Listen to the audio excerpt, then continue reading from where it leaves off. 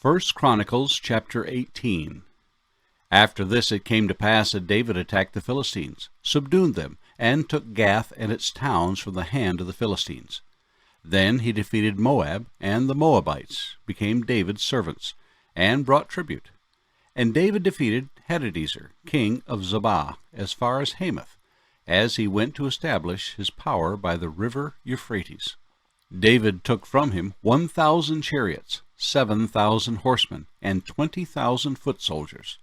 Also David hamstrung all the chariot horses, except that he spared enough of them for 100 chariots. When the Syrians of Damascus came to help Hadadezer, king of Zobah, David killed 22,000 of the Syrians. Then David put garrisons in Syria of Damascus, and the Syrians became David's servants, and brought tribute. So the Lord preserved David wherever he went. And David took the shields of gold that were on the servants of Hadadezer, and brought them to Jerusalem. Also from Tibhath and from Shun, cities of Hadadezer, David brought a large amount of bronze, with which Solomon made the bronze sea, the pillars, and the articles of bronze. Now when Tou, king of Hamath, heard that David had defeated all the army of Hadadezer, king of Zobah, he sent Hadoram, his son, to King David, to greet him and bless him, because he had fought against Hadadezer and defeated him. For Hadadezer had been at war with Tou, and Hadoram brought with him all kinds of articles of gold, silver, and bronze. King David also dedicated these to the Lord, along with the silver and gold that he had brought from all these nations, from Edom, from Moab, from the people of Ammon, from the Philistines, and from Amalek. Moreover, Abishai, the son of Zeruiah, killed 18,000 Edomites in the valley of Salt. He also put garrisons in Edom, and all the Edomites became David's servants, and the Lord preserved David wherever he went. So David reigned over all Israel, and administered judgment and justice to all his people. Joab, the son of Zeruiah, was over the army.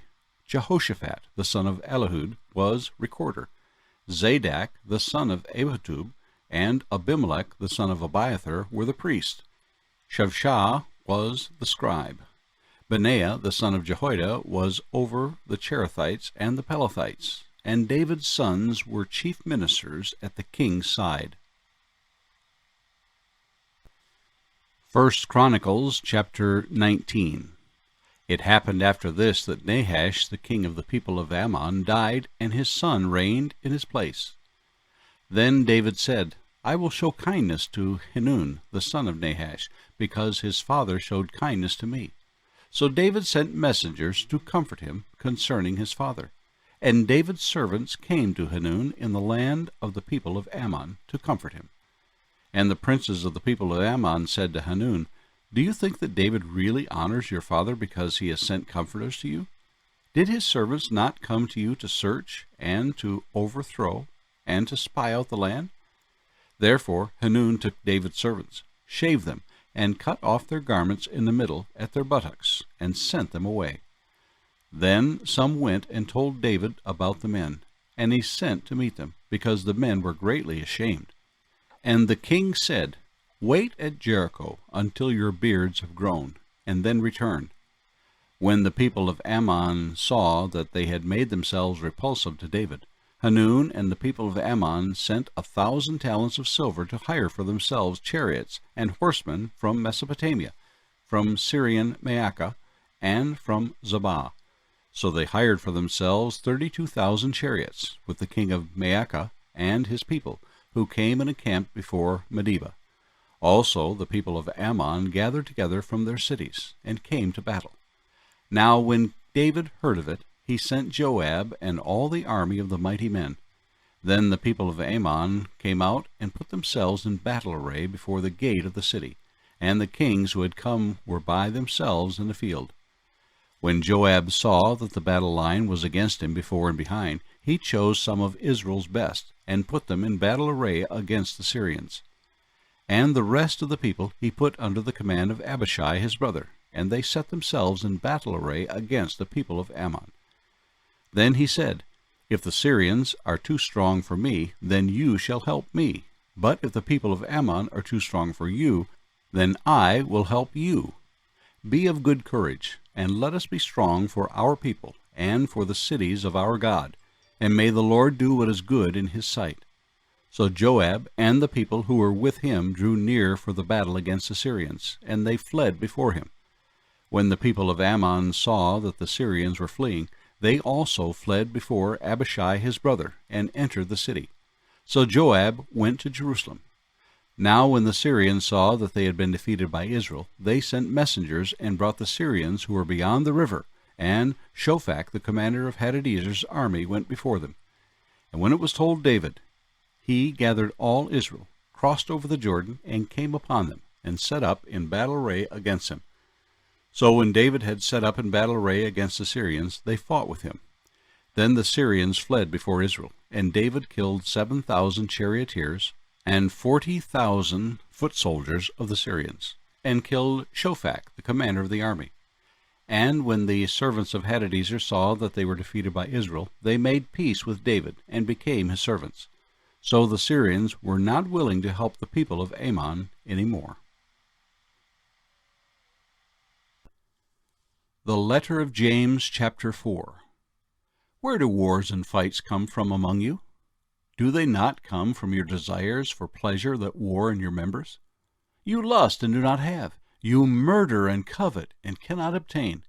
You fight and war, yet you do not have because you do not ask. You ask and do not receive, because you ask amiss, that you may spend it on your pleasures. Adulterers and adulteresses, do you not know that friendship with the world is enmity with God? Whoever therefore wants to be a friend of the world makes himself an enemy of God. Or do you think that the Scripture says in vain, "The Spirit who dwells in us yearns jealously"? But he gives more grace. Therefore he says, "God resists the proud, but gives grace to the humble." Therefore submit to God. Resist the devil, and he will flee from you. Draw near to God, and he will draw near to you. Cleanse your hands, you sinners, and purify your hearts, you double-minded. Lament and mourn and weep. Let your laughter be turned to mourning, and your joy to gloom. Humble yourselves in the sight of the Lord, and he will lift you up. Do not speak evil of one another, brethren. He who speaks evil of a brother and judges his brother speaks evil of the law and judges the law. But if you judge the law, you are not a doer of the law, but a judge. There is one lawgiver who is able to save and to destroy. Who are you to judge another? Come now, you who say, "Today or tomorrow we will go to such and such a city, spend a year there, buy and sell, and make a profit," whereas you do not know what will happen tomorrow.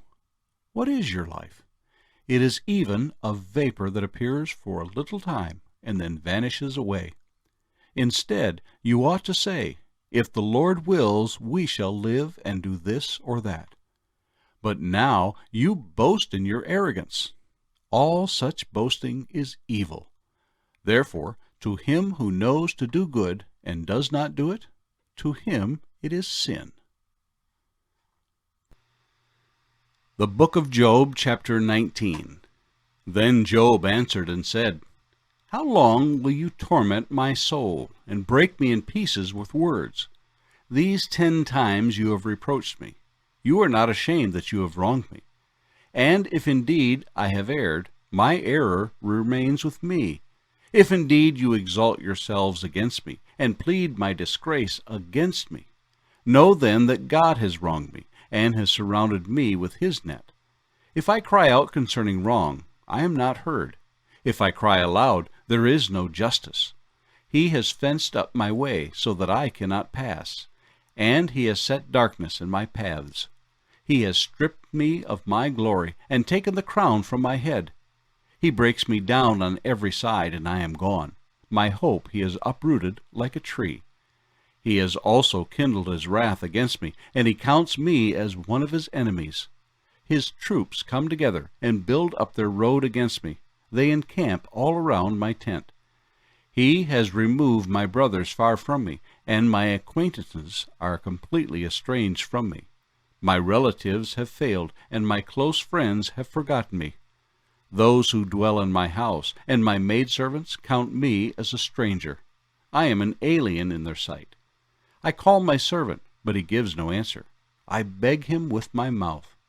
My breath is offensive to my wife, and I am repulsive to the children of my own body. Even young children despise me. I arise, and they speak against me. All my close friends abhor me, and those whom I love have turned against me. My bone clings to my skin and to my flesh, and I have escaped by the skin of my teeth. Have pity on me. Have pity on me, O you, my friends, for the hand of God has struck me. Why do you persecute me as God does, and are not satisfied with my flesh? Oh, that my words were written! Oh, that they were inscribed in a book, that they were engraved on a rock with an iron pen and lead forever. For I know that my Redeemer lives, and he shall stand at last on the earth. And after my skin is destroyed, this I know, that in my flesh I shall see God, whom I shall see for myself, and my eyes shall behold, and not another, how my heart yearns within me. If you should say, how shall we persecute him? Since the root of the matter is found in me. Be afraid of the sword for yourselves, for wrath brings the punishment of the sword, that you may know there is a judgment.